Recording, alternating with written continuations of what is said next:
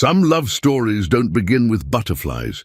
They begin with lies disguised as promises.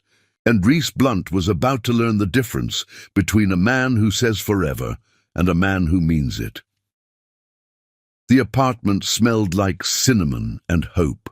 Reese stood in the tiny kitchen, flour dusting her dark hands as she rolled out dough for the apple pie Bruce Dave claimed reminded him of his childhood. She hummed softly, the kind of melody that comes from a heart too full to stay silent. Through the window, autumn leaves danced in the fading light, and somewhere in the distance, church bells rang, marking the end of another Sunday. "Baby, I'm home!" Bruce's voice echoed through the cramped hallway, and Reese's face lit up like he just announced the sun itself had arrived. She wiped her hands on her apron and rushed to him, her smile so genuine it could have melted winter. Bruce caught her in his arms, but his embrace felt different, looser, distracted, like hugging someone while thinking about somewhere else.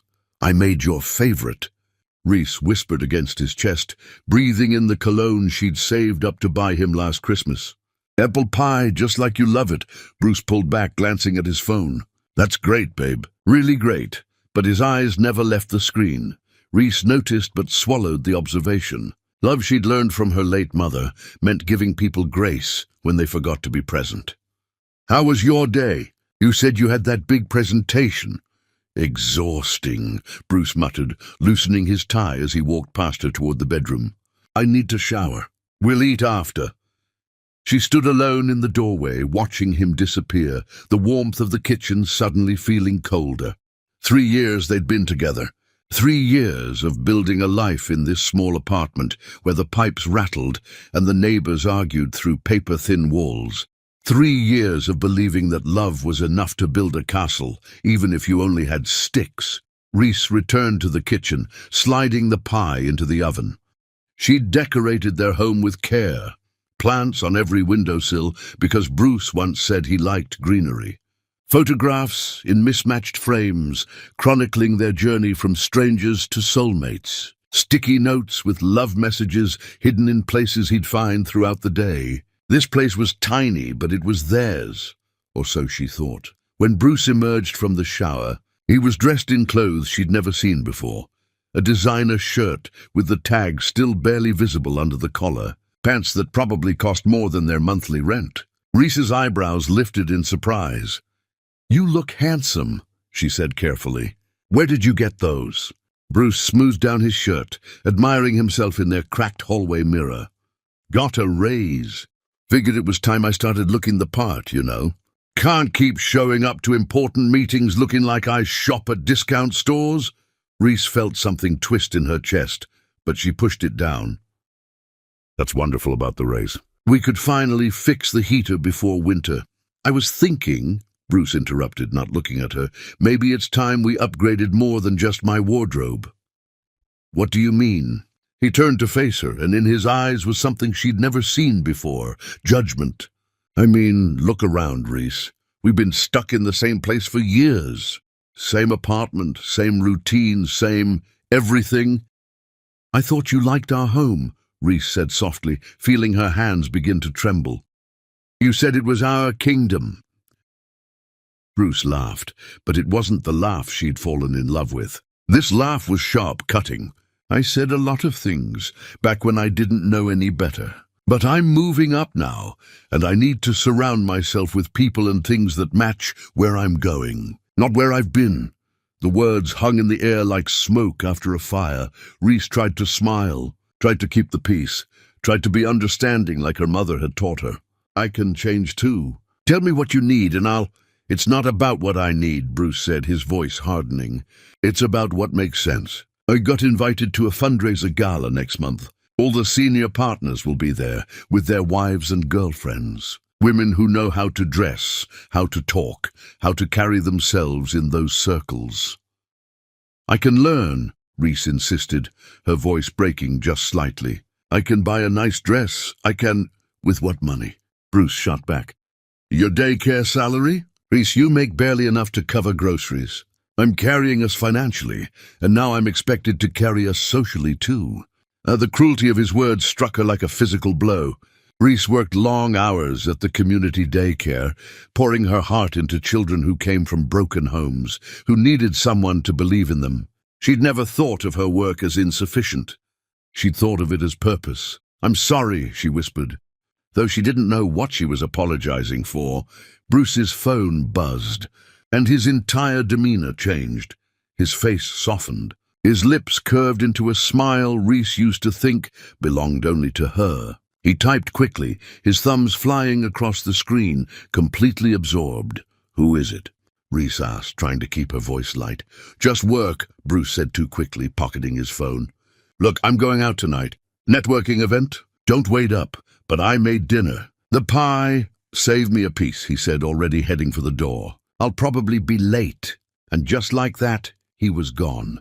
Reese stood in their kitchen, surrounded by the meal she'd prepared with love, and felt the first real crack in her heart. She turned off the oven, watched the golden pie through the glass, and wondered when exactly Bruce had stopped seeing her as his partner and started seeing her as his burden. The apartment felt emptier than it ever had before.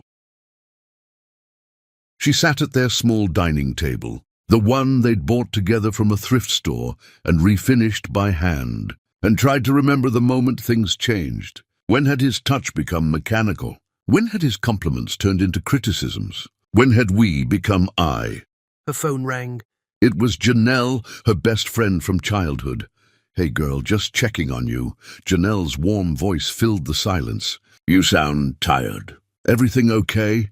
Reese wanted to say yes, wanted to protect the image of her perfect relationship, but something in her finally broke. "Janelle, I think I'm losing him." "What happened?" "Nothing. Everything. I don't know anymore. He looks at me like I'm not enough, like I never was enough, and I keep trying to fix whatever's broken, but I can't figure out what it is." "Baby, listen to me." Janelle's voice grew firm. "If a man makes you feel like you need to shrink yourself to fit his life, he's not your man. He's your prison. But I love him. I know you do. But does he love you back? Or does he love the idea of someone waiting at home while he builds his empire?" Reese didn't have an answer. After they hung up, she sat in the dark, listening to the sounds of the building, other families laughing, arguing, living. She pulled out an old photograph from their first year together. Bruce's arms were wrapped around her, his smile genuine, his eyes full of adoration. The man in that picture looked nothing like the man who'd just walked out their door. "What happened to us?" she whispered to the empty room. The pie cooled on the counter, uneaten. The candles she'd lit burned down to nothing, and Reese Blunt fell asleep at the table, her head resting on her arms, dreaming of a version of Bruce who no longer existed, if he ever had at all. Chapter 2. The Slow Death of Us. There's a special kind of loneliness that comes from sleeping next to someone who's already left you. They're there in body, but their soul packed its bags long ago. Reese woke to an empty bed. Again. Morning light filtered through the curtains she'd sewn by hand, casting soft shadows across the sheets that still smelled like Bruce's cologne, but held no warmth of his body. She reached across the mattress, her fingers finding only cold fabric. The clock read 9:30, which meant he'd left hours ago without saying goodbye. She sat up slowly, her body heavy with the weight of accumulated disappointments. In the bathroom, she caught her reflection and barely recognized herself. When had the light gone out of her eyes? When had the smile she wore become a performance instead of a feeling? The apartment was exactly as she'd left it the night before. The uneaten pie still sat covered on the counter, the candles burned to stumps, the dining table set for two, with only one chair disturbed. She cleaned it all up mechanically, moving through the motions of living without actually feeling alive. Her phone buzzed. A text from Bruce. "Meeting ran late. Staying at Derek's place tonight. Don't worry, don't worry." As if those two words could erase the fact that he hadn't come home, hadn't called, hadn't cared enough to let her know before she'd spent half the night listening for his key in the lock. Reese got dressed for work.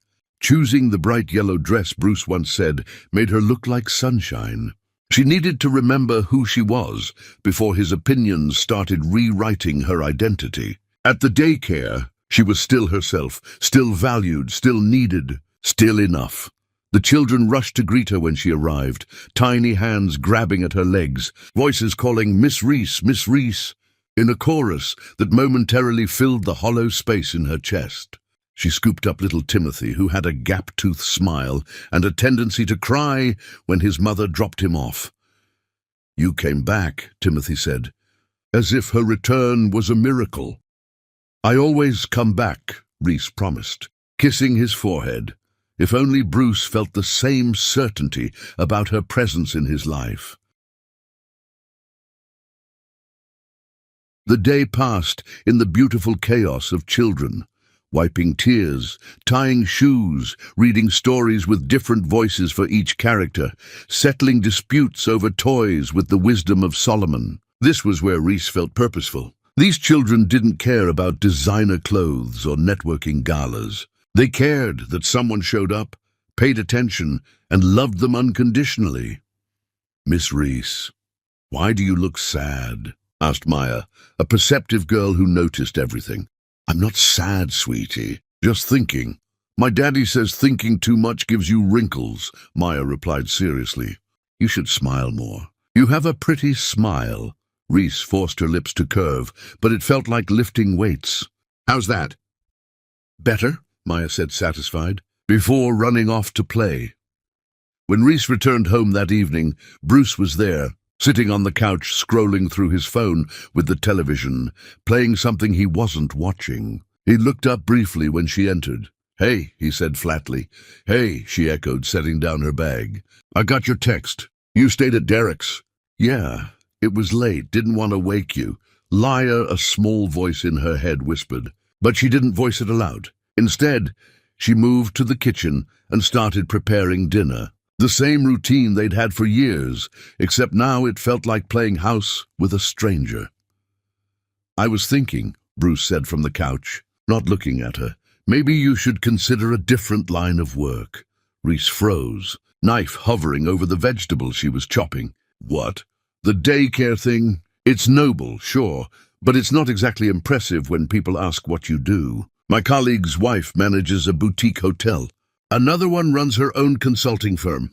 And then there's you, making minimum wage watching other people's kids." Each word was a needle. Reese set down the knife carefully, afraid of what she might do if she kept holding it. "Those children need me.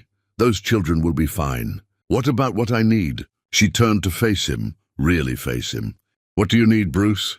"Tell me, because I've been trying to figure it out for weeks, and I still don't understand what changed."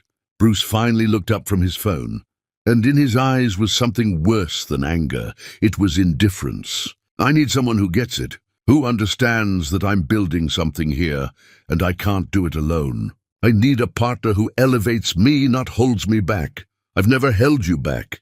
Haven't you?" He stood pacing. "Every time I get invited somewhere important, I have to make excuses for why you can't come.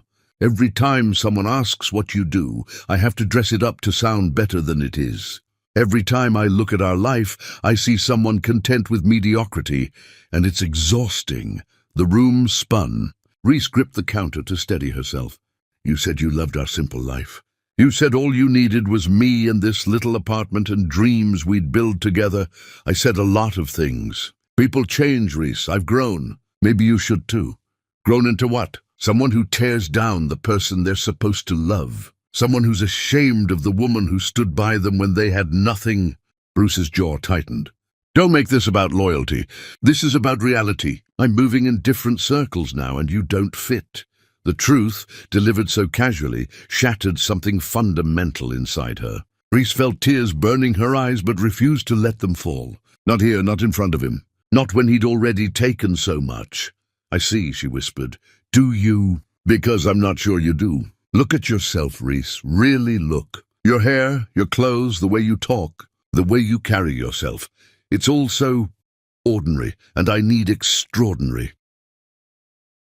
She wanted to scream that she'd been extraordinary enough when he had nothing, when his dreams were just wishes whispered in the dark, when she'd been the one believing in him while everyone else doubted. But instead, she turned back to the cutting board and finished making dinner in silence. They ate without speaking. Bruce scrolled through his phone between bites, occasionally smiling at whatever message appeared on his screen, messages from a world that didn't include her, from people who were extraordinary enough to deserve his attention. After dinner, he announced he was going out again. Another event, another night of her eating alone and falling asleep, wondering where her Bruce had gone and who this stranger was that wore his face. Before he left, he paused at the door. "By the way, we're invited to a gallery opening next week. It's black tie. Try to find something appropriate to wear, okay? And maybe do something different with your hair. The natural look is fine for the daycare, but..." He didn't finish the sentence. He didn't have to. The door closed behind him, and Reese stood in their apartment, no, his apartment, because it had stopped being theirs the moment he stopped seeing her as an equal, and finally let herself cry. She cried for the girl who'd believed in forever. She cried for the man who'd promised it. She cried for the love that was dying so slowly she'd watched every painful breath. Her phone rang. Janelle again. "I'm coming over," Janelle said, not waiting for Reese to speak. "I'm fine." "No, you're not. And I'm not letting you sit alone in that apartment with a man who's too blind to see what he has. I'll be there in 20 minutes. Put on the kettle."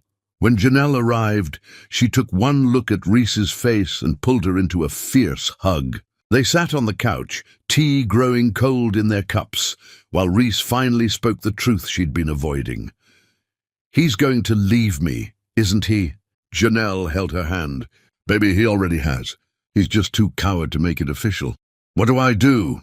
"You remember who you were before him.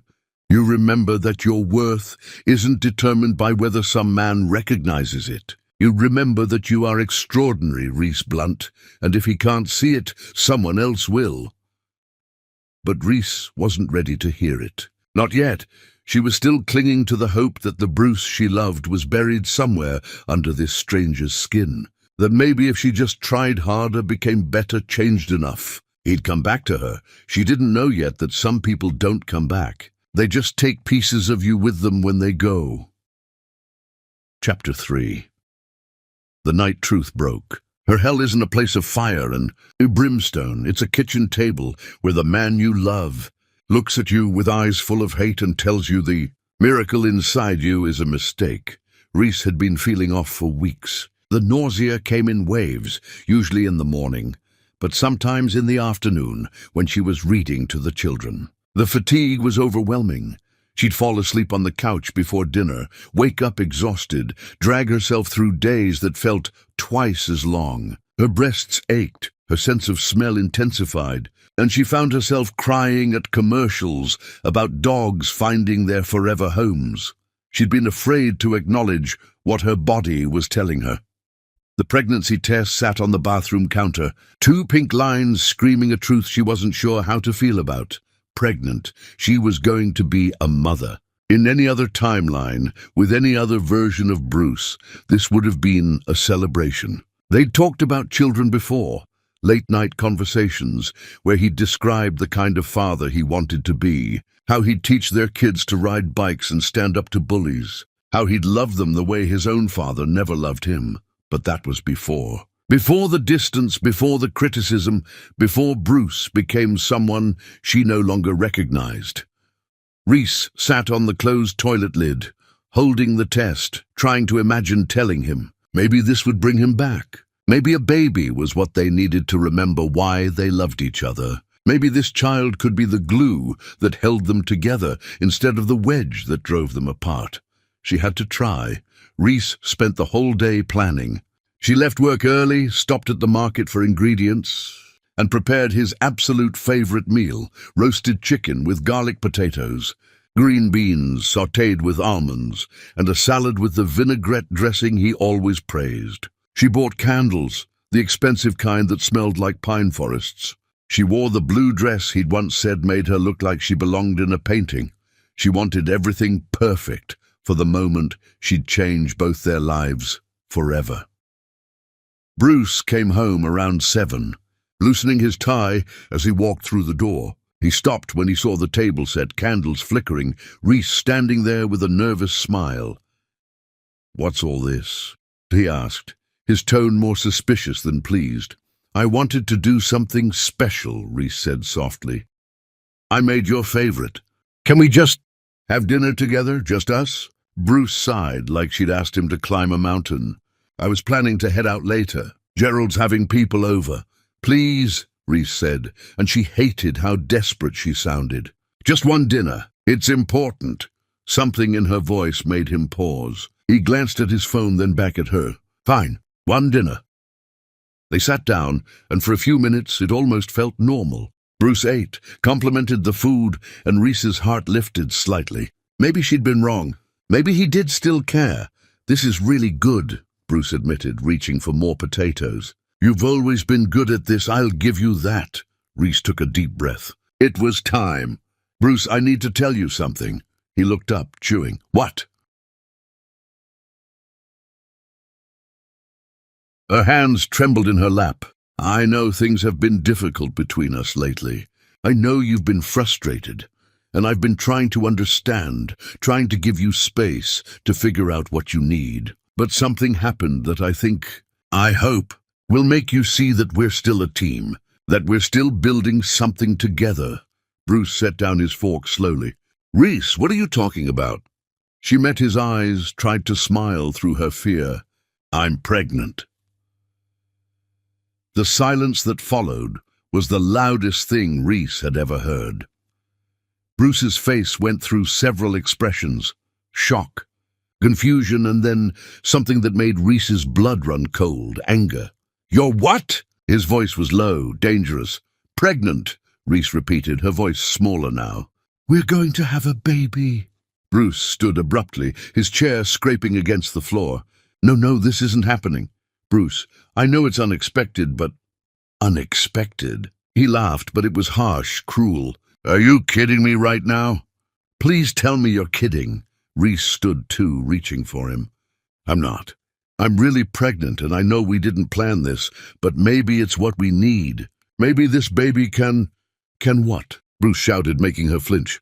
"Can trap me? Is that what you think?" "Trap you?" "Bruce, this is our child, our baby." "How is that trapping you?" "Because I don't want it." The words exploded out of him, each one hitting Reese like a physical blow. "I don't want a baby. I don't want to be tied down. I don't want this life anymore." Reese felt the room tilting. "You don't mean that, don't I?" Bruce's face was twisted with rage. "I've been trying to figure out how to end this for months, and you just made it 1,000 times more complicated. You did this on purpose, didn't you? You knew I was pulling away, so you got yourself knocked up thinking it would make me stay." "That's not true," Reese whispered, tears streaming down her face now. "I didn't plan this. It just happened, and I thought you'd be happy. You used to talk about being a father. You used to say—" "I used to say a lot of things." Bruce cut her off. "I used to think you were what I wanted too, but people change, Reese. I've changed. My life is different now, and you and some baby don't fit into it." "How can you say that?" Reese was sobbing now, her whole body shaking. "How can you stand there and tell me our child doesn't fit into your life?" "Because it's the truth." "You want to know what I really think?" "I think you got pregnant, hoping it would fix whatever you think is broken between us. But you can't fix something that was never right to begin with." "Never right." "Bruce, we've been together for years. We've built a life—" "You built a life," he corrected coldly. "I've been trying to build a career, to become someone important, and you've been dragging me back to this mediocre existence. And now you want to add a kid to the mix? Do you have any idea what that would do to my future?" Reese couldn't breathe. The man standing before her was a complete stranger. "What about our future? What about us?" "There is no us," Bruce said, his voice dead. "There hasn't been for a while. I've just been too much of a coward to say it." "So what are you saying?" Reese asked, though she already knew. She could see it in his eyes. The decision had already been made. Bruce walked to the closet and pulled out the overnight bag Reese had packed weeks ago. She'd filled it with newborn clothes, tiny socks, a blanket her mother had crocheted before she passed. She'd been preparing for the day they'd need to rush to the hospital, imagining Bruce holding her hand through labor, both of them crying happy tears when they met their child. Bruce held the bag out to her. "Take this and get out." Reese stared at him. "What?" I said, "Get out. This is my apartment. My name on the lease. I want you gone. Bruce, please, now!" He shouted so loud the neighbors probably heard through the walls. "Get out of my house. I don't want you here. I don't want that baby. You ruined everything, Reese. Everything I was building, everything I was working toward. You destroyed it all because you couldn't just let me go."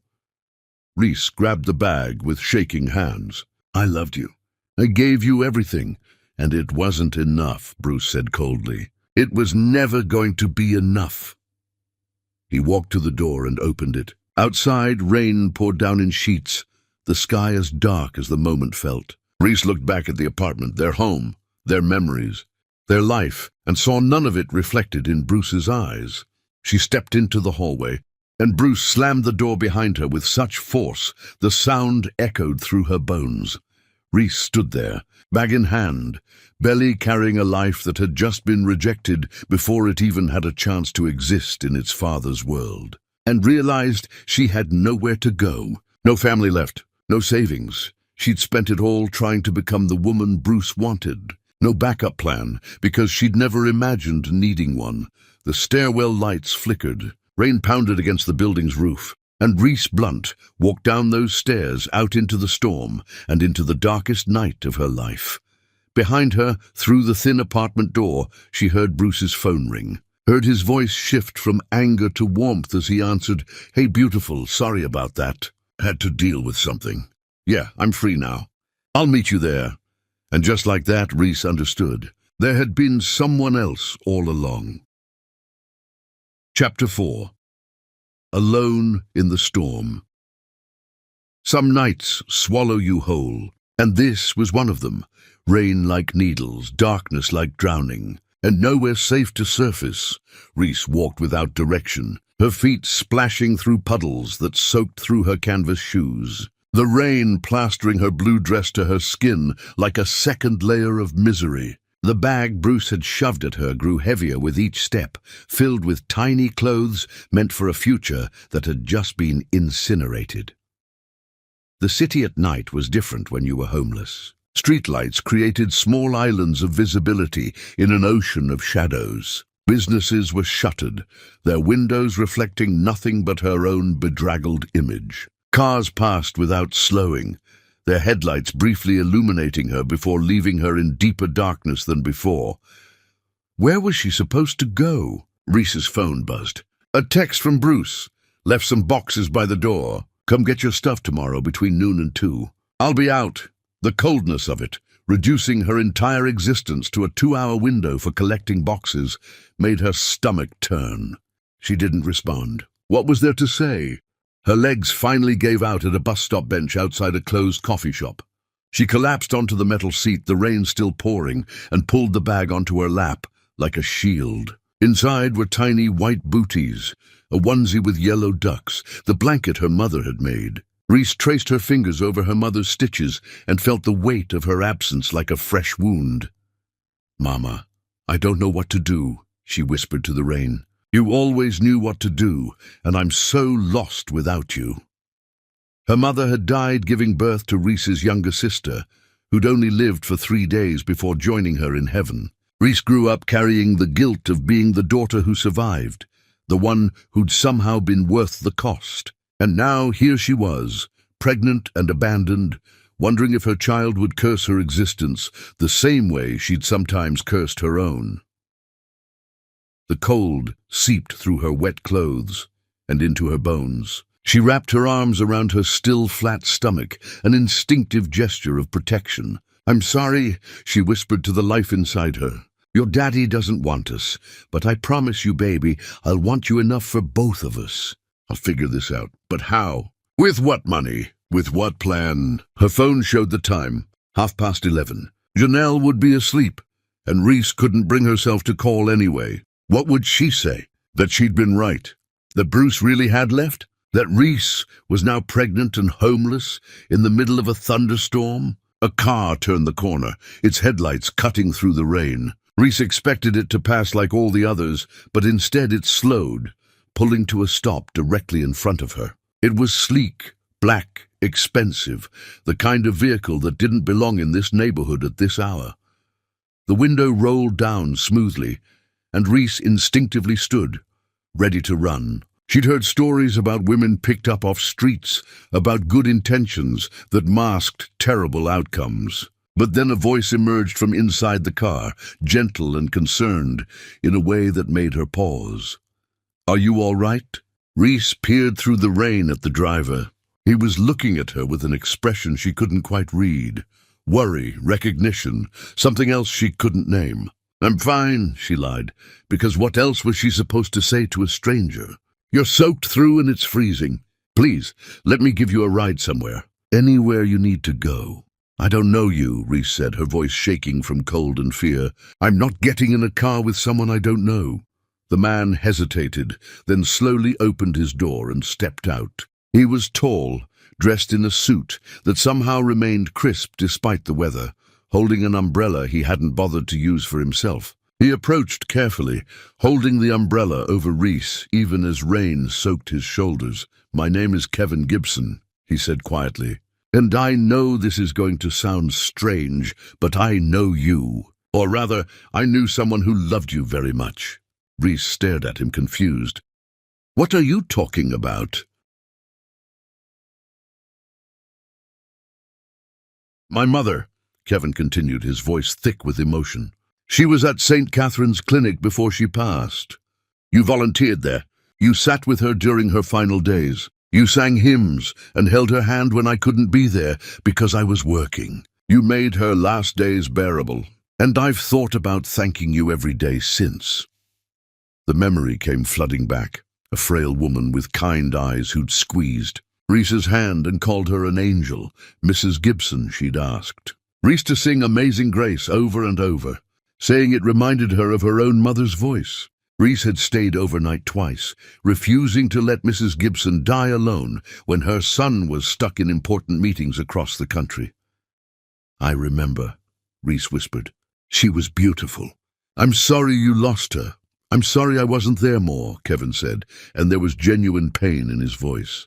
"But you were. You gave her something I couldn't, peace. So please let me do this one thing for you. Let me make sure you're somewhere safe tonight." Reese wanted to say no, wanted to maintain her independence, her dignity, something. But she was so tired, so cold, so completely broken that she couldn't find the strength to refuse.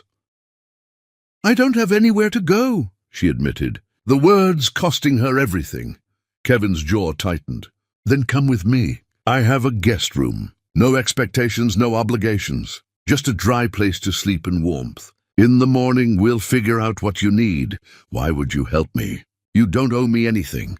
I owe you everything," Kevin said simply. "My mother died smiling because of you. That's a debt I'll never be able to repay." Reese looked at the car, then back at the empty street, then down at the bag in her arms. Every option felt impossible, but staying here would kill her slowly. At least with him there was a chance. "Okay," she whispered. Kevin held the umbrella steady over her as they walked to the car. He opened the door himself, helped her inside, and carefully placed her wet bag in the back seat like it contained precious cargo. The interior was warm, leather soft, and completely surreal after the harsh reality of the bench.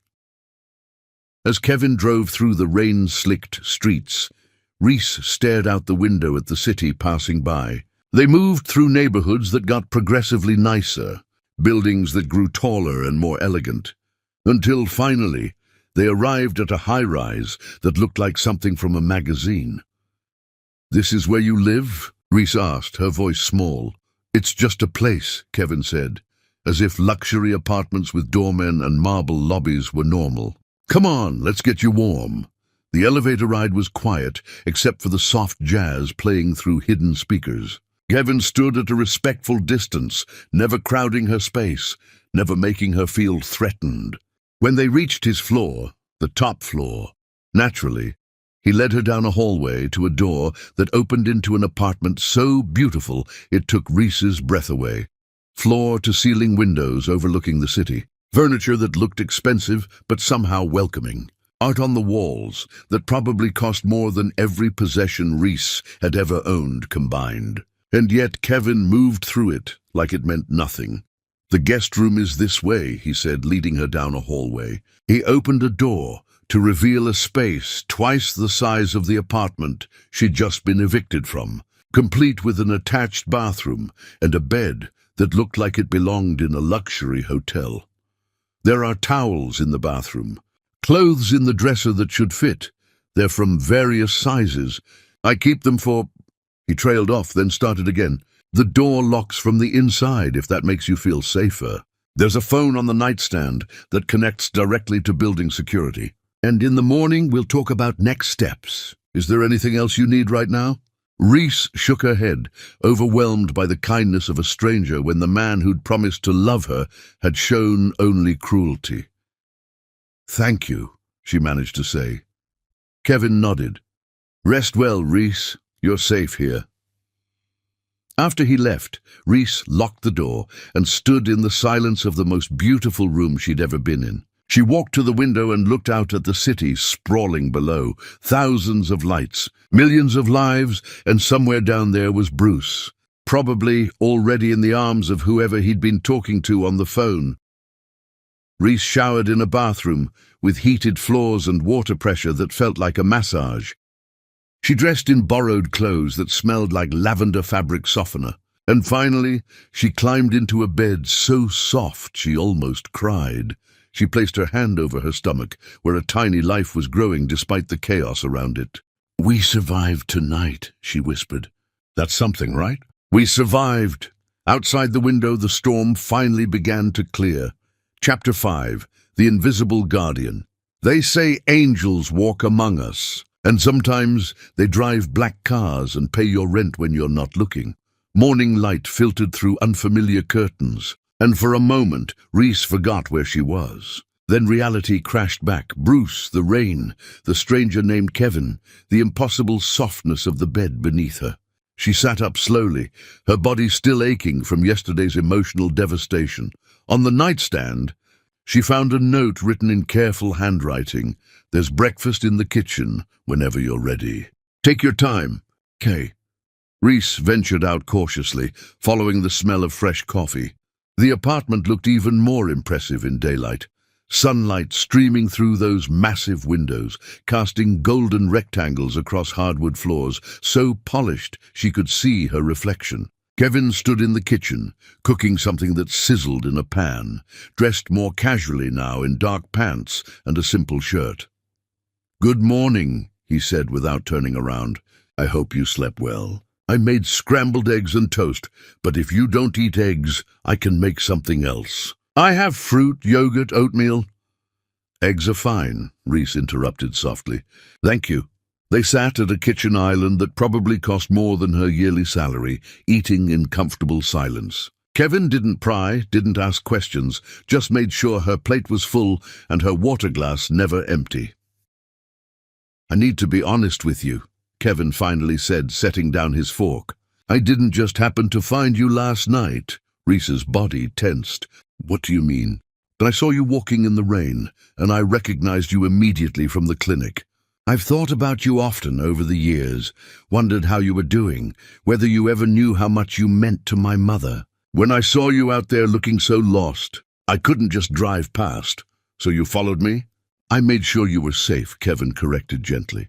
"There's a difference. And now I'm going to continue making sure you're safe, whether you let me help directly or whether I do it from a distance. That's not negotiable." Reese didn't know whether to be grateful or frightened. "I can't accept charity. It's not charity. It's gratitude. You were there for my mother when she needed someone most. Now let me be here for you." Over the next few days, Kevin kept his word in ways Reese didn't discover until much later. He helped her retrieve her belongings from Bruce's apartment, not by going himself, but by sending professional movers who packed everything efficiently while Bruce wasn't home, sparing Reese the humiliation of another confrontation. He connected her with a lawyer who reviewed her rights, free of charge.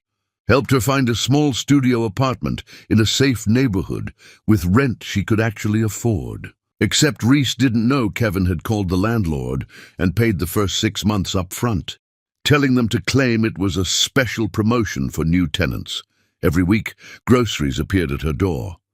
Prenatal vitamins, ginger tea for her morning sickness, fresh fruit, proteins, foods she'd mentioned once in passing that she missed being able to afford. The deliveries always came with generic receipts from a community pantry program Reese had apparently been randomly selected for.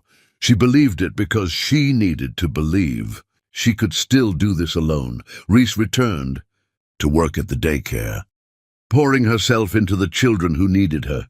But she was constantly exhausted now, the pregnancy draining her energy in waves. She'd lean against walls during nap time, close her eyes while the kids were occupied, push through days that felt like climbing mountains. One afternoon, she fainted. One moment she was bending down to pick up scattered crayons. The next, she was waking up with the daycare director hovering over her. Phone in hand. "I'm calling an ambulance," Mrs. Patterson said firmly. "No, I'm fine," Reese protested, trying to sit up. "I just need water." "Honey, you went down hard. We need to make sure you and the baby are okay." At the hospital, doctors told her what she'd been ignoring for weeks. She was severely anemic and dangerously underweight. The stress was literally eating away at her body, and the baby was starting to suffer. "You need to rest more, eat more, stress less," the doctor said, as if these were simple instructions instead of impossible commands. "If you don't, we could be looking at serious complications." Reese nodded mechanically, wondering how she was supposed to stress less when her entire life was stress. How was she supposed to eat more when groceries cost money she didn't have? How was she supposed to rest more when she had bills to pay and a baby coming and no partner to share the burden? When she left the hospital, Kevin's driver was waiting outside. "How did you—" Reese started. "Mrs. Patterson called me," the driver said calmly. "Mr. Gibson wanted to make sure you got home safely. His name was Thomas, and he'd been Kevin's driver for years. He was older, with kind eyes and a gentle demeanor that reminded Reese of her late grandfather."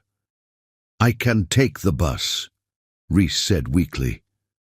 "With respect, ma'am." "You just fainted. Mr. Gibson would never forgive me if I let you take the bus. Please, it's no trouble." During the drive, Thomas talked about his own daughter who'd gone through a difficult pregnancy. He didn't pry into Reese's situation, didn't make her feel pitied, just shared his own story in a way that made her feel less alone. "Mr. Gibson is a good man," Thomas said as they pulled up to her building. "Doesn't advertise it, doesn't want credit for it, but he's been helping people quietly for years. If he's taken an interest in your well-being, you're in good hands." "Why would he care so much?" Reese asked. "Just because I was kind to his mother?" Thomas met her eyes in the rearview mirror. "Because that's the kind of man he is. He sees someone struggling and can't not help. It's in his nature." After Thomas drove away, Reese climbed the stairs to her studio apartment, a walk that shouldn't have been difficult, but left her winded and dizzy. Inside, she found another grocery delivery waiting, this one including a note. "Please eat. Please rest. Please let someone care about you." A friend. She knew who the friend was, but Kevin was smart enough never to sign his name, never to make it official, never to make her feel like accepting help meant admitting defeat. That night, Reese made herself a proper meal for the first time in weeks. As she ate, she thought about the strange guardian angel who'd entered her life at its darkest moment. She thought about Thomas's words, about Kevin's quiet kindness, about how some people show love through grand gestures while others show it through groceries and paid rent and making sure you're never truly alone. She placed her hand over her growing belly. "There are good people in the world, baby," she whispered. "Maybe we found one." Outside her window, a black car sat parked across the street, its driver watching to make sure her lights came on, that she made it home safely. Kevin had instructed Thomas to check on her every evening without being obvious about it. Some angels wear wings. Others wear suits and pay rent and make sure you eat. And sometimes they do it all while never asking for a single thing in return. Chapter 6. When Angels Carry You.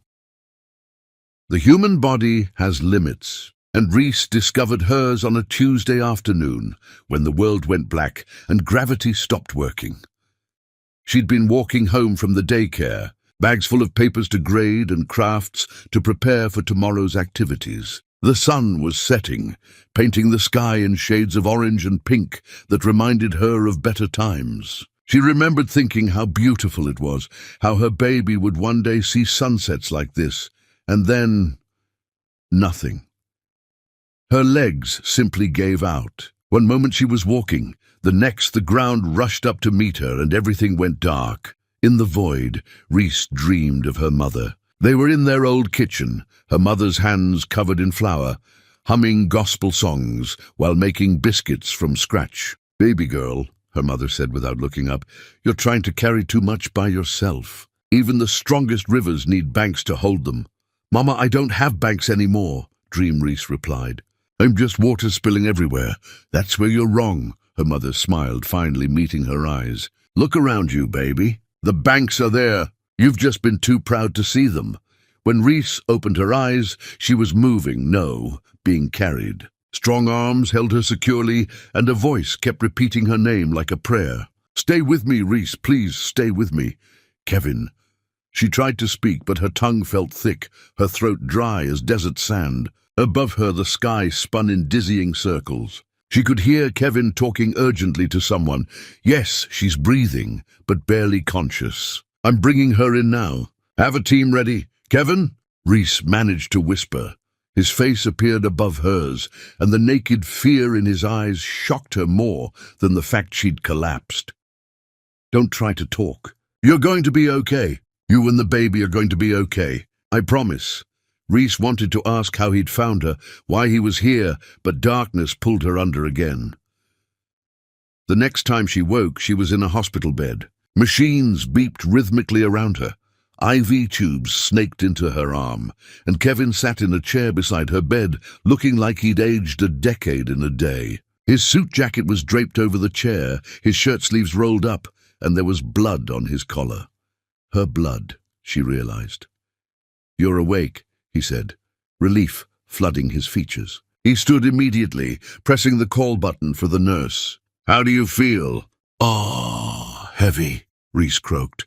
"What happened?" "You collapsed. Severe anemia, dehydration, malnutrition. The doctor said your body was shutting down because you weren't taking care of yourself." His voice cracked slightly. The baby's heartbeat was dangerously weak. Reese's hands flew to her stomach. "The baby is okay," Kevin assured her quickly. "Stable now." "But it was close, Reese. Too close." A nurse bustled in, checking monitors and making notes. Behind her came a doctor who introduced herself and explained the situation with careful patience. Reese's body had been running on empty for too long. The pregnancy was high risk now. She needed complete rest, proper nutrition, and someone to monitor her constantly. "I'll be fine," Reese insisted weakly.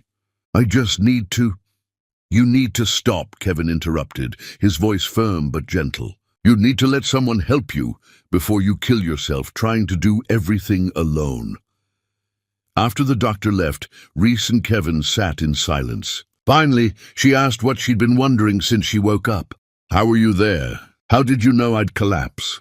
Kevin looked uncomfortable, choosing his words carefully. "Thomas has been doing evening checks, making sure you got home safely. He called me when he saw you fall. I was only a few blocks away. You've been having me followed."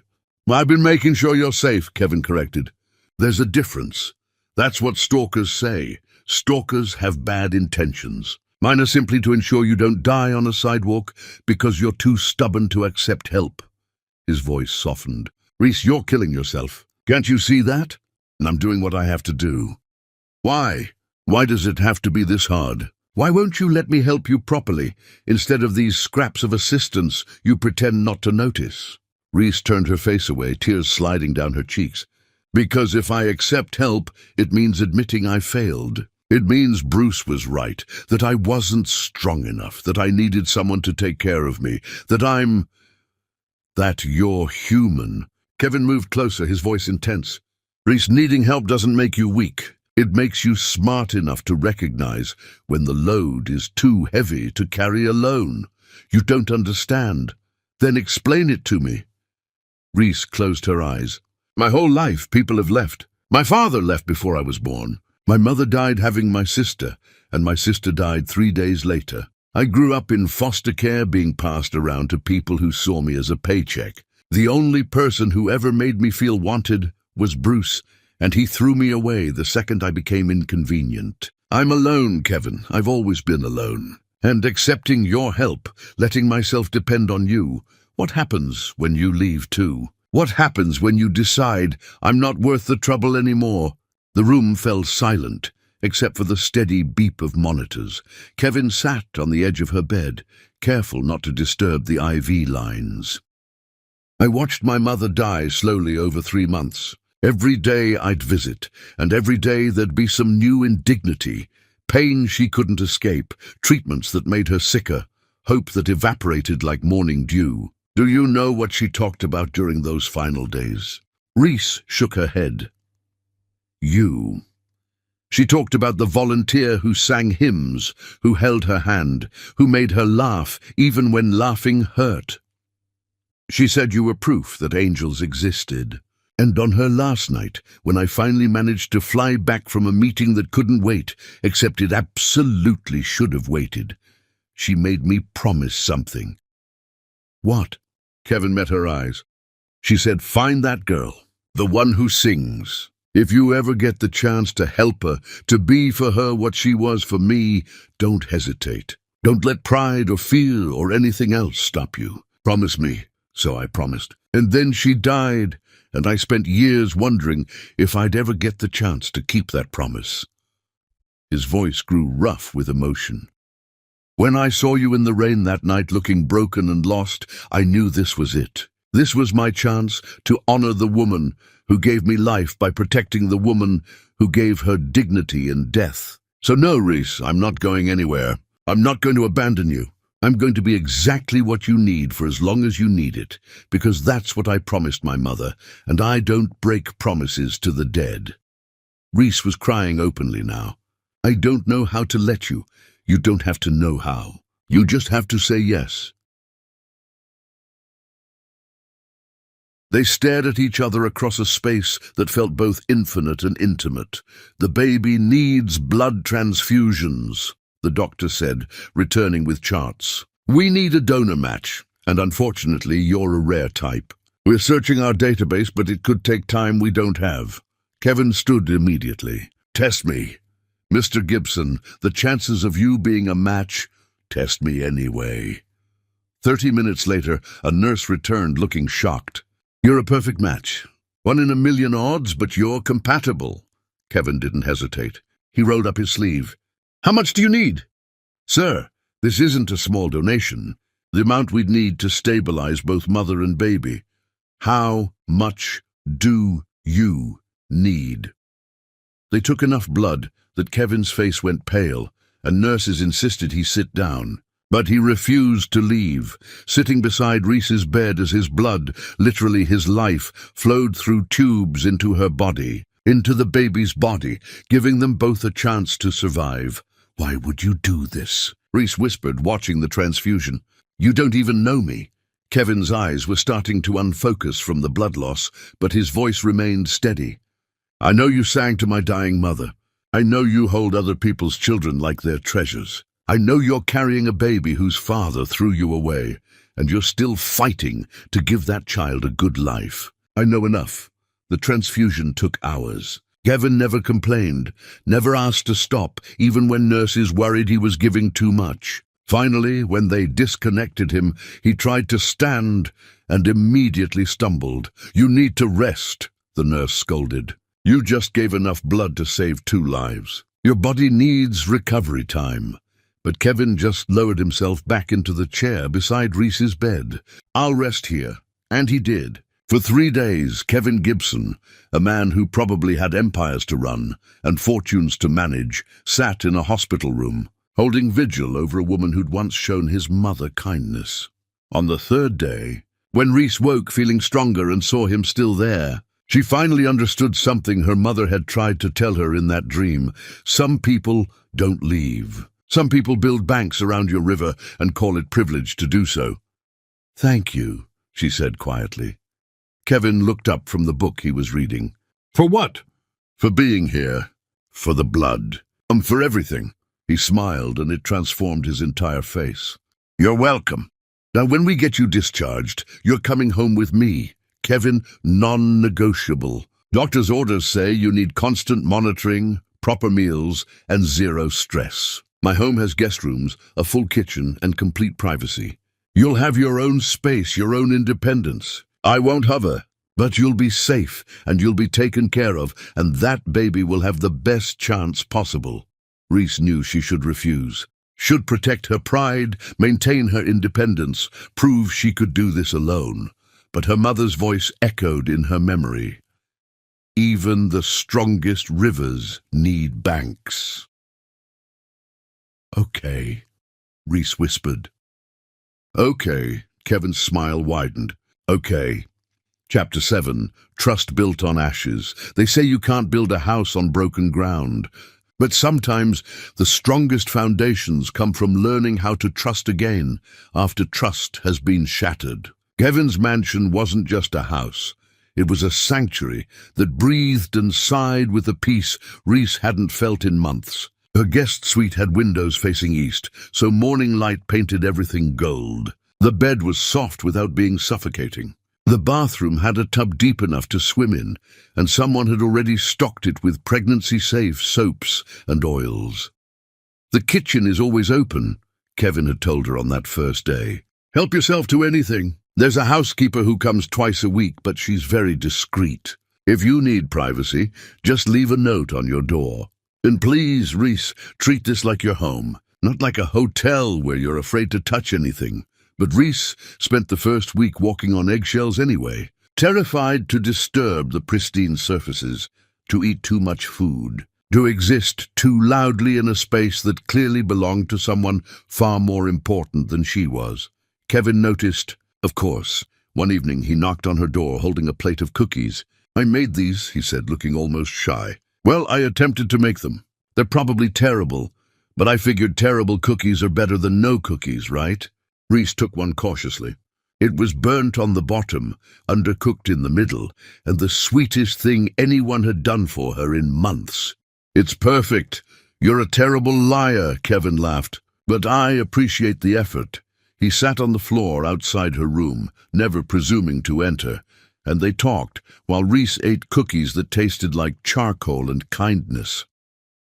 "Tell me about the daycare," Kevin said. "What made you want to work with children?" Reese considered the question. "When I was in foster care, there was this one woman, Mrs. Chen, who ran a daycare out of her home. She wasn't my foster mother, but she'd let me come after school and just be. She never made me feel like I was taking up space or asking for too much. She'd let me read to the little kids, help with snacks, play pretend games where everyone got to be a hero. For those few hours every day, I wasn't the girl nobody wanted. I was just me." Her voice grew soft. "I wanted to be that for other kids. Wanted to create a space where being yourself was enough, where you didn't have to earn love or prove your worth. You just got to exist and be celebrated for existing." "That's beautiful," Kevin said quietly. "Bruce thought it was naive. Said I was wasting my life on other people's problems instead of building something that mattered." Bruce was an idiot. The certainty in Kevin's voice made Reese smile despite herself. Over the following weeks, a routine developed. Kevin worked from home most days, giving Reese space, but remaining available if she needed anything. He cooked elaborate breakfasts, not because he was particularly good at cooking, but because he'd read that breakfast was important for pregnant women. His omelets were always slightly runny, his toast perpetually burnt, but Reese ate every bite because they tasted like effort and care. He'd leave books on her nightstand, not self-help books or parenting manuals, but novels about adventurous women and poetry that made her cry, and memoirs by people who'd survived impossible things. He'd adjust the thermostat before she even realized she was cold. He'd play soft jazz in the evenings because he'd noticed it relaxed her. Most importantly, he asked her questions, not invasive ones about her past or her pain, but simple ones about her present. What did she think about the sunrise that morning? Did she prefer strawberries or blueberries? What song made her smile? What dream did she have that had nothing to do with survival and everything to do with joy? Kevin was teaching her, slowly and patiently, that someone could care about her without needing anything in return. The baby's first real kick came on a Wednesday. Reese was reading in the library, a room with floor-to-ceiling bookshelves that smelled like leather and old paper when she felt it. A flutter, then a distinct push from inside, like someone knocking to say hello. She gasped, her hand flying to her stomach. Kevin looked up from his own book across the room. "Are you okay?" "The baby," Reese breathed. "The baby just moved." Kevin was beside her in seconds. "Are you in pain? Should I call the doctor?" No, it's good. It's just..." The baby kicked. Tears streamed down her face. "The baby is really in there." "Of course the baby is really in there," Kevin said gently. "Where else would it be? I know, but it's different when you can feel it. When it's not just something the doctor tells you or something you see on an ultrasound. It's real. There's a whole person inside me, Kevin, and they just said hello." Kevin's expression softened into something achingly tender. "Can I?" He gestured toward her stomach, leaving the question unfinished. Reese nodded, taking his hand and placing it over the spot where she'd felt the movement. They waited in breathless silence, and then it happened again, a small bump against Kevin's palm. His face transformed with wonder. "Oh," he whispered. "Oh, hello there, little one." And then Kevin Gibson, this composed man who ran businesses and commanded rooms, started crying. "I'm sorry," he said, trying to wipe his eyes. "I don't know why I'm—" "Don't apologize," Reese said, crying too. "This is the first time anyone has celebrated this baby being alive. Bruce made me feel like it was a curse, but you're crying because you felt it kick. You're crying because it's real, and that matters more than you know." From that moment on, Kevin talked to the baby constantly. He'd sit beside Reese in the evenings, his hand resting lightly on her growing belly, telling stories about his childhood, or describing the world waiting outside, or making ridiculous promises. "When you're old enough, I'm going to teach you to ride a bike," Kevin said one night. "And I'm going to be the kind of person who runs behind you holding the seat until you find your balance. And then I'm going to let go without telling you, because that's when you truly learn to fly. And when you fall, because everyone falls, I'm going to be right there to help you back up and remind you that falling just means you were brave enough to try." Reese listened to these promises, these commitments to a child that wasn't his, and felt something shifting in her chest. Trust, maybe, or hope, or the beginning of understanding that not everyone who enters your life plans to exit dramatically. One evening, while Kevin was making his signature terrible cookies, Reese found photographs in the library. His mother's face smiled up from frames, a beautiful woman with Kevin's eyes and a warmth that radiated even through glass. "She looks happy," Reese said when Kevin found her there. She was. Even at the end, when she was in so much pain, she'd find things to smile about. Stupid things, like the way pigeons walked or how Jell-O wobbled on a spoon. "She taught me that joy is a choice you make, not a circumstance you wait for." I wish I could have known her better. Kevin sat beside her. "You gave her dignity when she was losing everything else. You gave her music when words became too hard. You gave her humanity in a place that often treats patients like problems to be solved. You knew her where it mattered." Reese looked at this man who'd given her blood, shelter, safety, and never asked for a single thing in return. "Why do you do all this?" "All what?" Take care of me. Take care of a baby that isn't yours. Give up your privacy and your freedom to help someone you barely know. Kevin met her eyes steadily. Because my mother taught me that the most important thing you can do in life is show up for people when they need you. Not when it's convenient, not when you'll get credit, but when they're drowning and need someone to throw them a rope. You were my mother's rope. I'm trying to be yours. The words settled between them like a promise. Thank you, Reese whispered. Stop thanking me. You being here, letting me do this, you're giving me purpose. You're helping me keep a promise to the woman who gave me life. If anything, I should be thanking you. That night, Reese dreamed of her mother again. They were walking through a garden where flowers bloomed impossibly large and bright. You found your Banks. Baby girl, her mother said, squeezing her hand. He's just being kind. Mama, it doesn't mean. It means exactly what it looks like. He's building a home for your heart. Question is, are you brave enough to move in? Reese woke with her mother's words echoing in her ears, wondering if maybe, just maybe, she was. Chapter 8. The Father Who Chose Them. Love isn't always born from biology. Sometimes it's built in midnight diaper changes, whispered lullabies, and the choice to show up every single day. Labor came 3 weeks early, sharp and sudden as lightning. Reese woke at 2 a.m. with pain that stole her breath. She stumbled from her bed, clutching her stomach, trying to convince herself it was false labor, just practice contractions, nothing to panic about. Then her water broke, soaking through her nightgown and pooling on the hardwood floor. Kevin, she called out, her voice strangled with fear. Kevin! He appeared in a doorway within seconds, wearing pajama pants and nothing else, hair disheveled from sleep. One look at her face, and he was in full motion, grabbing the hospital bag they'd packed weeks ago, helping her change clothes, calling ahead to the hospital, keeping his voice steady even though his hands shook. You're okay, he said, more to himself than to her. You're both going to be okay. The drive was a blur of streetlights and contractions. Kevin held her hand while driving, talking to her constantly. Breathe with me, Reese. In through your nose, out through your mouth. Good.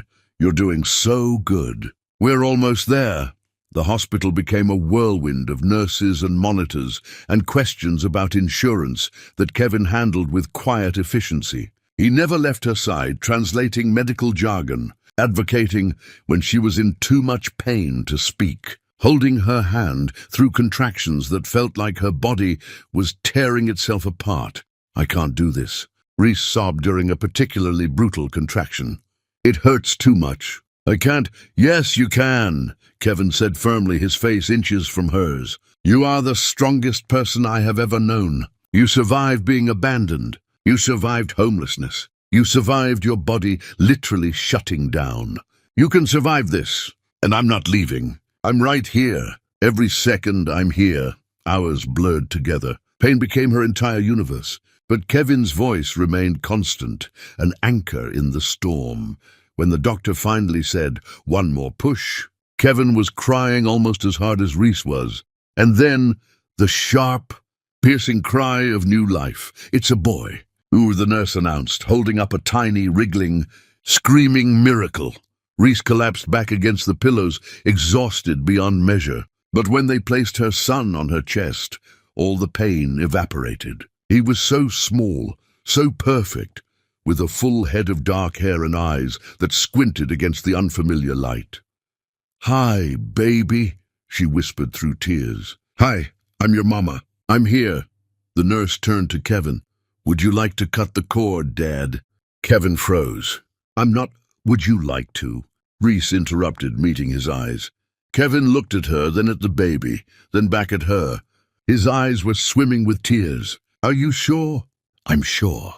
With trembling hands, Kevin cut the umbilical cord, officially separating mother and child into two distinct beings. But as he stood there, staring at this tiny person who just entered the world, something else connected, something invisible but unbreakable. After they cleaned the baby and ran their tests, a nurse brought him back wrapped in a blue blanket. 10 fingers, 10 toes, healthy lungs, she said cheerfully. "Dad, would you like to hold him while Mom rests?" This time, Kevin didn't correct her. Reese watched as they placed her son in Kevin's arms. The baby looked impossibly small against Kevin's broad chest, a fragile bundle of possibility. Kevin stared down at the infant with an expression Reese had never seen before. Pure, unfiltered awe, mixed with fierce protectiveness and something that looked suspiciously like love. "Hello," Kevin whispered to the baby. "I'm Kevin. I'm going to take care of you, okay? You and your mama. You're my family now. And I promise you, little one, I promise you'll never doubt that you're wanted. You'll never wonder if someone will show up. I'll be there for every nightmare and every triumph and every ordinary moment in between. That's my vow to you." The baby yawned, a tiny gesture that made Kevin laugh through his tears. "He likes you," Reese said softly. "I like him too," Kevin replied, unable to take his eyes off the child. "What are you going to name him?" Reese had thought about this for months.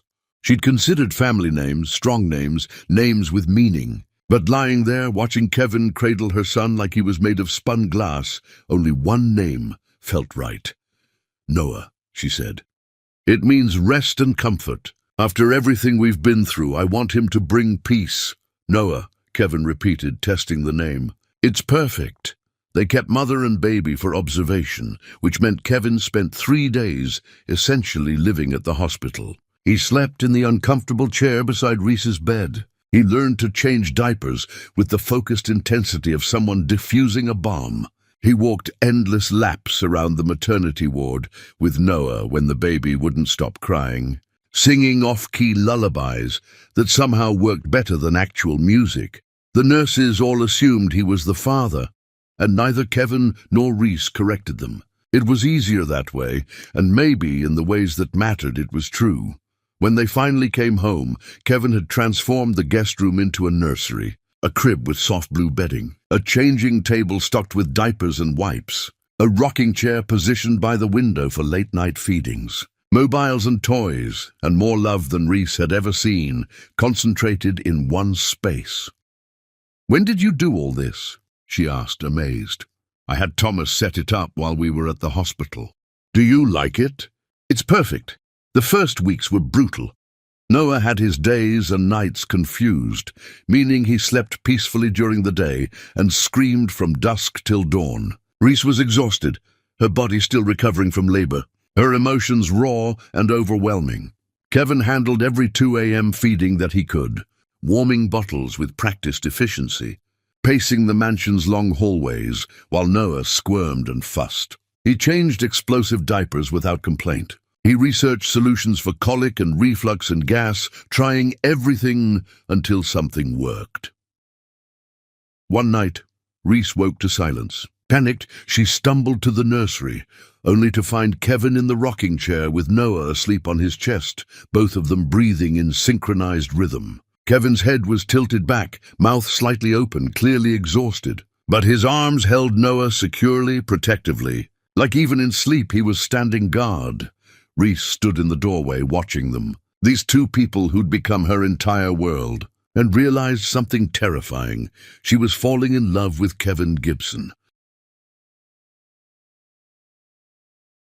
Not because he'd saved her or provided for her, not out of gratitude or obligation or proximity, but because he'd shown her what love actually looked like when stripped of pretense and ego. Love was changing diapers at 3 a.m., Love was learning to make bottle while half asleep.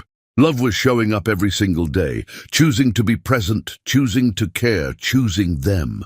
Days turned into weeks. Noah started sleeping longer stretches. His cries became less frantic, more communicative. He smiled for the first time while Kevin was making ridiculous faces, and Kevin's whoop of joy woke up half the neighborhood. "Did you see that?" Kevin practically shouted, running to find Reese. He smiled. Noah smiled at me. "Babies that young smile because of gas," Reese said, trying not to laugh at his excitement. "That was not gas. That was my son recognizing excellence when he sees it. Your son." The words slipped out before Kevin could stop them. He froze, horrified. "I didn't mean I know he's not technically. I wasn't trying to overstep." "Kevin," Reese interrupted gently. "You've been more of a father to Noah in these few weeks than most biological fathers are in a lifetime. If you want to call him your son, call him your son. Kevin looked at her, then at Noah, then back at her. What are we doing here, Reese? What do you mean? I mean, you're living in my house. I'm helping raise your child. We're functioning as a family without actually being one. Eventually, we need to talk about what this is, what we are. Reese's heart hammered in her chest. What do you want us to be? Kevin set Noah gently in his bassinet before turning to face her fully. I want to be the person you come home to. I want to be the one who helps with homework and attends parent-teacher conferences. I want Noah to call me Dad, not because of biology, but because I earned the title through showing up every single day. He took a breath, steadying himself. I want you, Reese, not as some project I'm helping with or debt I'm repaying. I want you because when I look at you, I see home. I see the rest of my life, and it looks like this, messy and beautiful and real. Tears streamed down Reese's face. I'm terrified. Of what? Of trusting this. Of believing it's real. Of letting myself need you, only to discover it was temporary all along. Kevin crossed the space between them, taking her hands in his. I'm not Bruce. I'm not going to wake up one day and decide you're not enough. You are more than enough. You always have been. And yes, maybe I started helping you because of a promise to my mother, but I'm staying because of a promise to myself, to never let you doubt your worth again. What if I'm not ready? Then I'll wait. I'll wait as long as you need because you're worth waiting for. And there, in a nursery at 4 a.m, with their son sleeping peacefully between them, Reese took her first real step toward healing. She chose to believe him. Chapter 9, Rebuilding a Queen. There's a difference between surviving and living, and Kevin was about to teach Reese the geography between the two. Morning arrived with autumn light streaming through kitchen windows, where Reese sat feeding Noah, her hair uncombed and eyes tired but peaceful. Kevin had already made coffee, still terrible, still burnt, still the sweetest gesture, and was attempting pancakes with the determination of someone convinced practice would eventually yield results. I have something to show you today, Kevin said, flipping a pancake that looked more like modern art than breakfast. If you're feeling up to it, show me what? A surprise. But you have to trust me. Reese studied his face, reading nothing but excitement there. Okay, I trust you.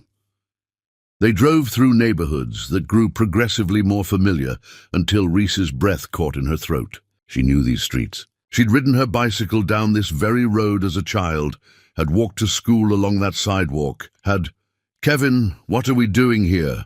He pulled up in front of a small house with chipped paint and an overgrown garden. Reese's childhood home, the place where her mother had lived and died, where Reese's earliest memories lived in the walls, where everything she'd lost had once existed.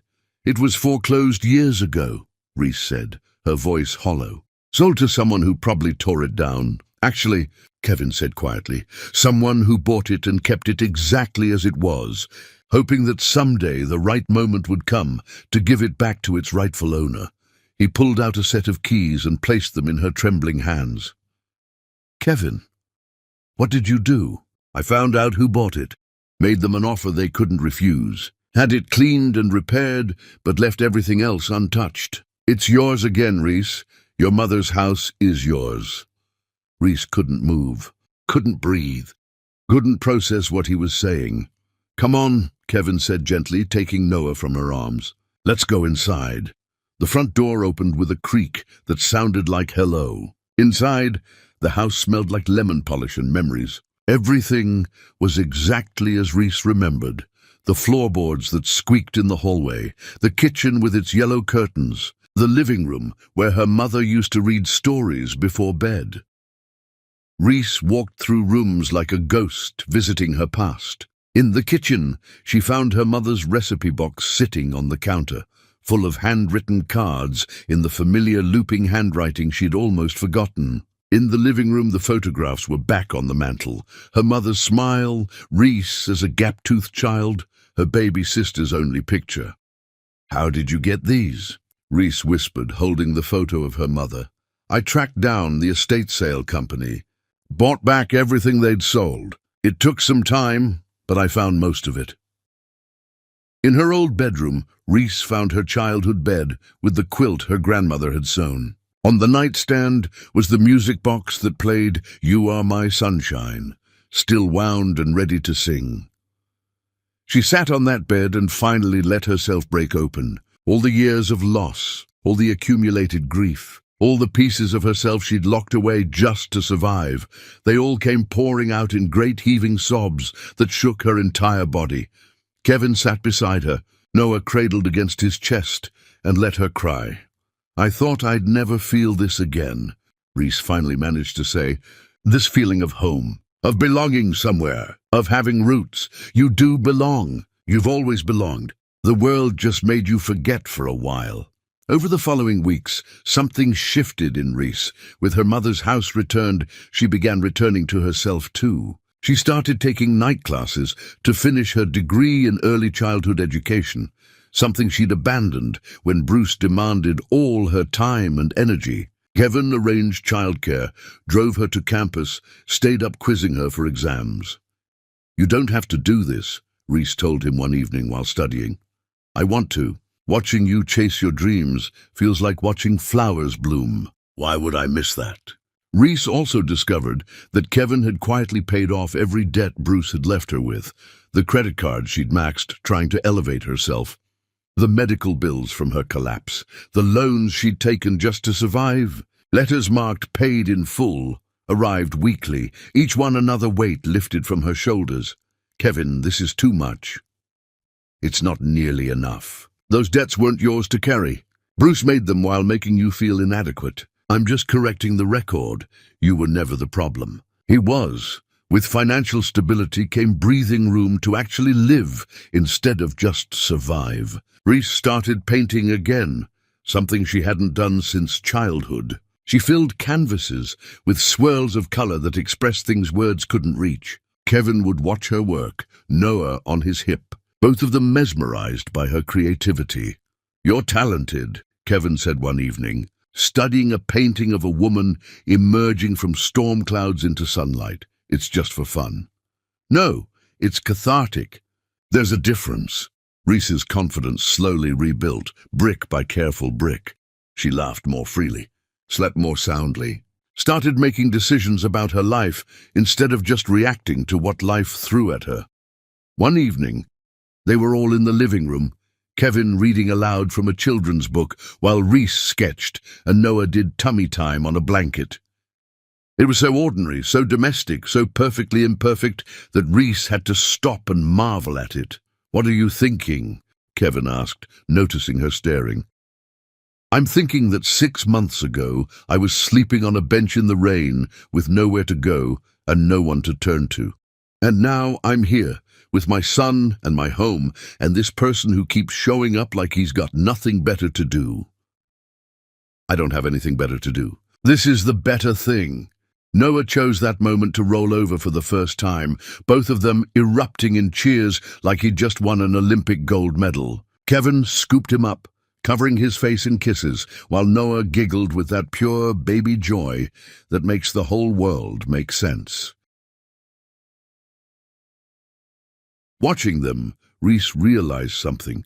She wasn't just learning to trust Kevin, she was learning to trust herself again, to trust her judgment, her intuition, her worthiness of love. Later that night, after Noah was asleep and the house was quiet, Kevin found Reese on the porch, watching rain clouds gather in the distance. "Remember the first night I found you?" he asked, sitting beside her. "It was raining just like this. How could I forget? I thought you were either a serial killer or insane, stopping for some random woman who was clearly having the worst night of her life. I couldn't not stop. My mother would have haunted me." They sat in comfortable silence, listening to the storm approach. Finally, Reese spoke. "I need to tell you something, and I need you to listen without interrupting."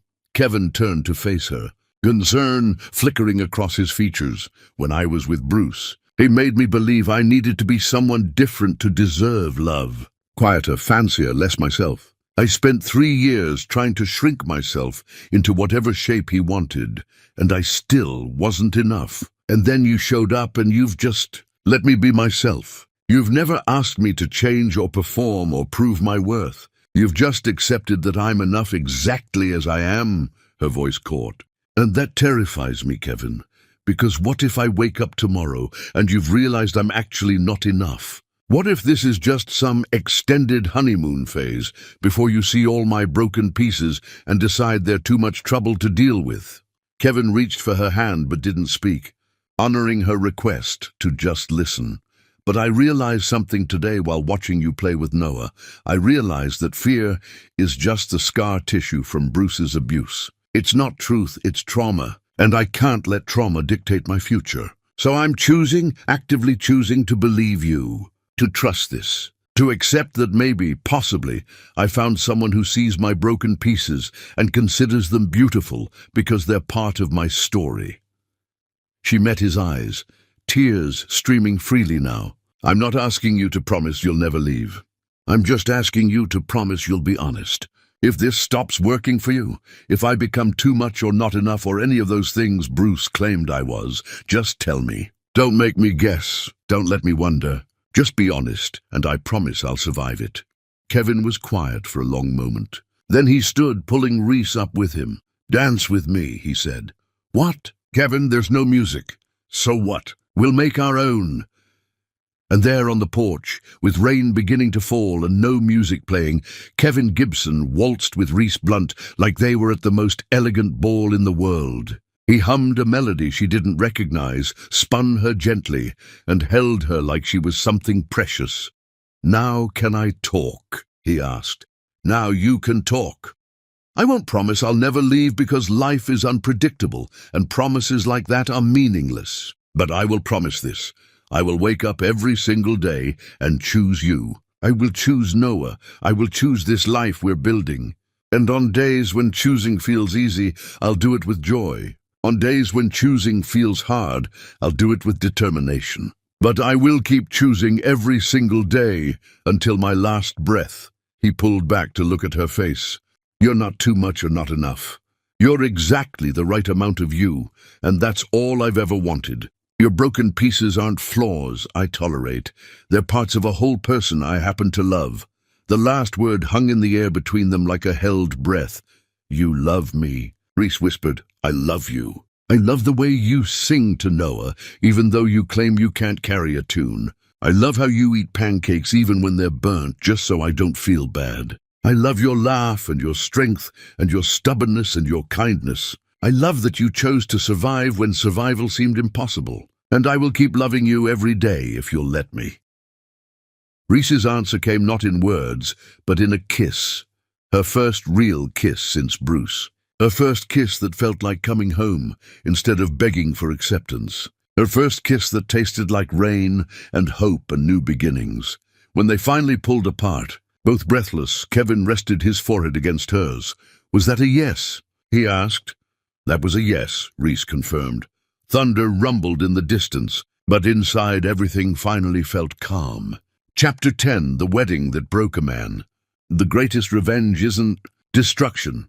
It's building a life so beautiful that those who abandoned you can only watch from behind locked gates while you walk into forever. The garden Kevin chose for their wedding was where his mother used to bring him as a child. White roses climbed ancient trellises, creating natural archways that led to a clearing where sunlight filtered through oak trees like benediction. It wasn't grand or ostentatious, it was intimate, honest, real. Noah, now sitting up and babbling consonants that almost sounded like words, wore a tiny suit that made him look like the world's smallest businessman. Kevin had spent 45 minutes that morning trying to get the baby's hair to lay flat before Reese finally said, he's perfect exactly as he is, and kissed both their foreheads. Reese's dress was simple elegance, cream fabric that flowed like water, her natural hair crowned with fresh flowers, her mother's pearls at her throat. She'd gained back the weight she'd lost during her lowest moments. Her eyes held light again. She looked like herself, finally, after so long pretending to be someone else. You're radiant, Janelle whispered, adjusting Reese's veil. Are you ready? I am. For the first time in my life, I actually am. There was no father to walk her down the aisle, no family to fill the front rows. But there was Kevin, standing beneath the rose arbor with Noah in his arms, and tears already streaming down his face. There was Janelle, who'd never stopped believing Reese deserved better. There were the children from the daycare and their families, people who'd known her kindness long before Kevin entered her life. And there was something else, something none of them expected.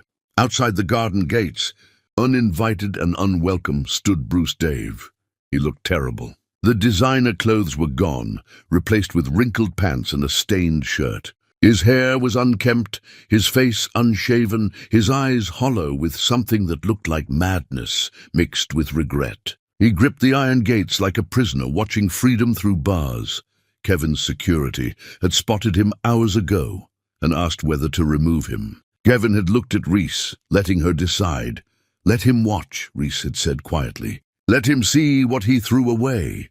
Now, as music began to play, not a traditional wedding march, but Amazing Grace, the same hymn Reese used to sing to Kevin's mother, Reese walked down the aisle alone. Not because she lacked someone to give her away, but because she was giving herself. She was choosing this, claiming this, walking toward her future on her own 2 feet.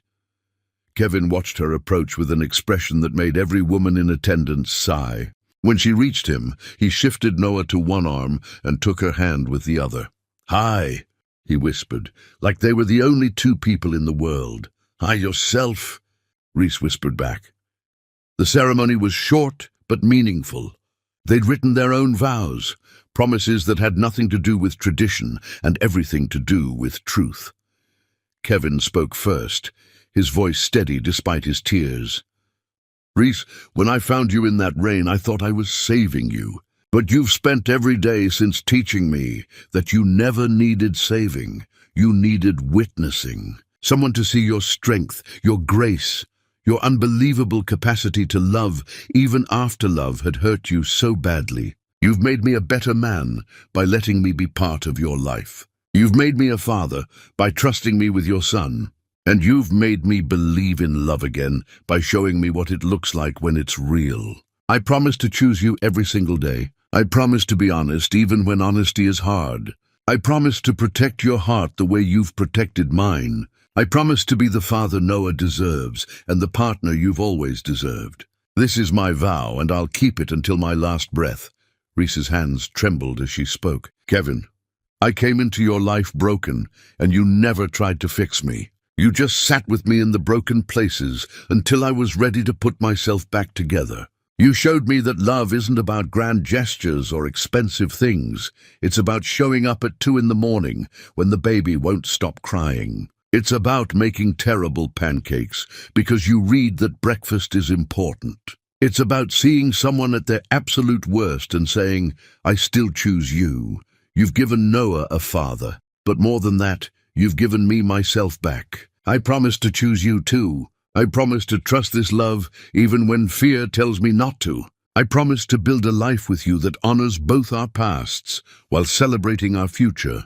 This is my vow, and I mean it with everything I am." The officiant smiled. "By the power vested in me, I now pronounce you husband and wife. Kevin, you may kiss your bride."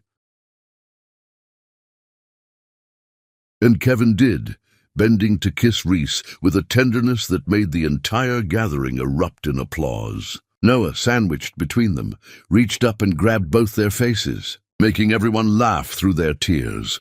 When they turned to face their guests as husband and wife, Reese's eyes inadvertently found Bruce through the gates.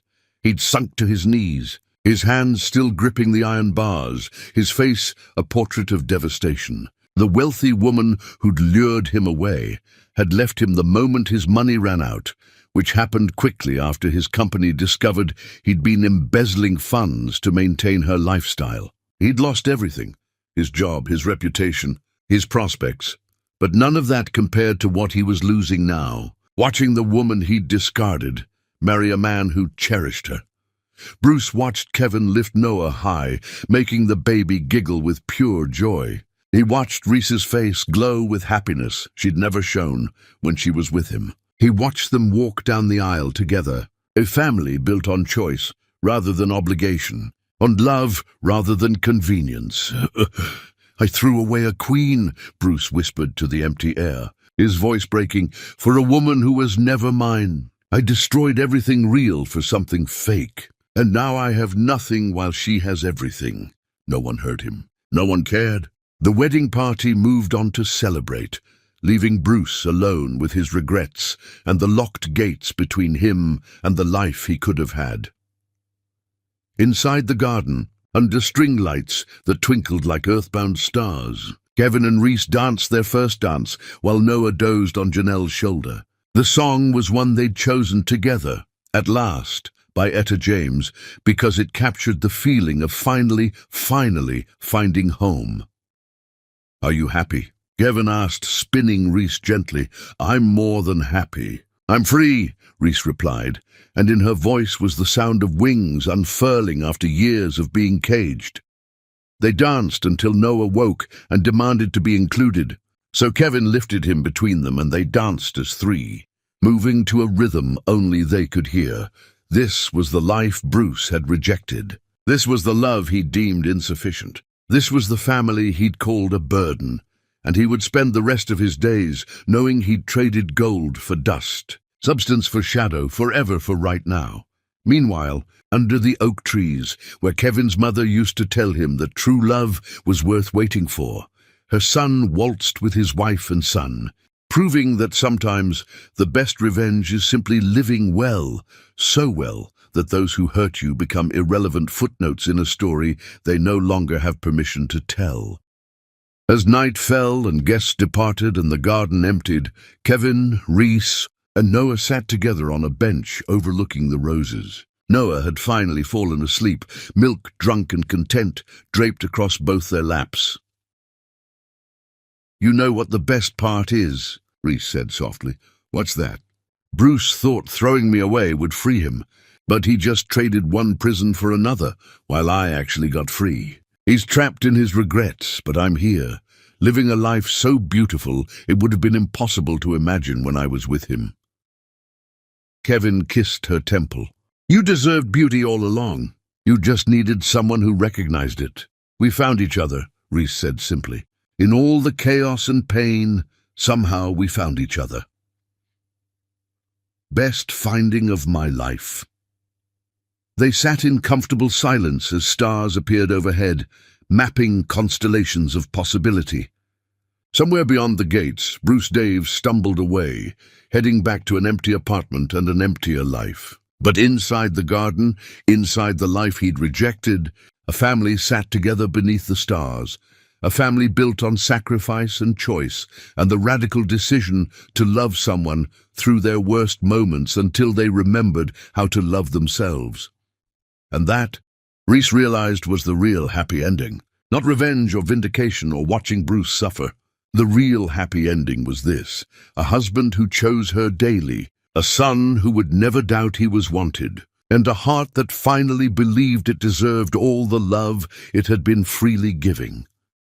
She'd carried his child alone. Kevin had carried her pain until she was strong enough to carry herself. And together they'd carried each other into a future neither had dared to dream was possible. Bruce's biggest mistake wasn't throwing them out. It was assuming they needed him to survive. They never did. They just needed to find each other,